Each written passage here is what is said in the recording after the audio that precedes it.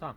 大家好，我個名叫陳日升，我哋今日咧就會講一個故事嘅。呢本故事書咧個名就係叫《小金魚逃走了》，個作者就係伍美太郎。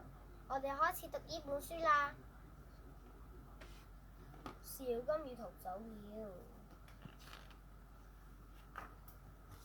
小金魚在魚缸裏。小金魚逃走了，逃到哪裏去呢？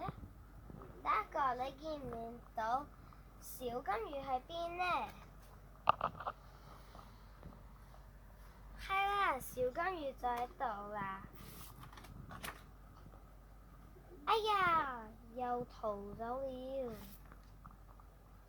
小金魚躲在哪裏呢？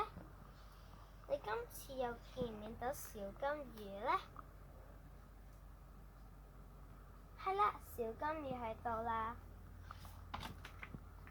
哎呀，哎呀，又逃走了。現在小金魚在哪裏呢？你看，又逃走了。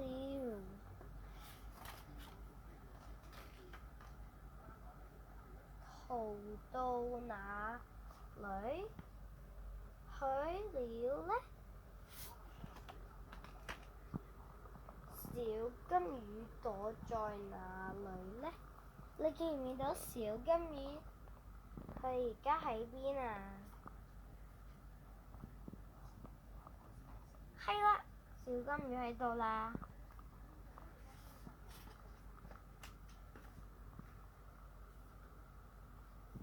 小金魚在哪裏呢？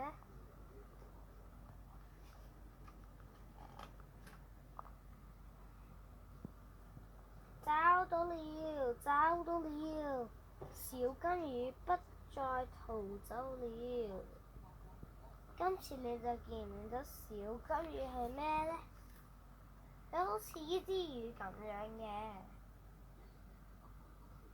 我俾你20秒去諗小金魚喺邊啦。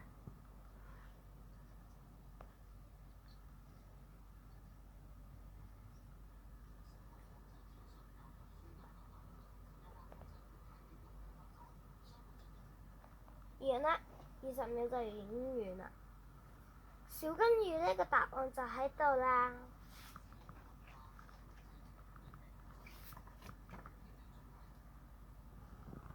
我哋就讀完呢一個故事啦。如果你鍾意呢一個片呢 ，like and subscribe to the channel and take a like for me。拜拜。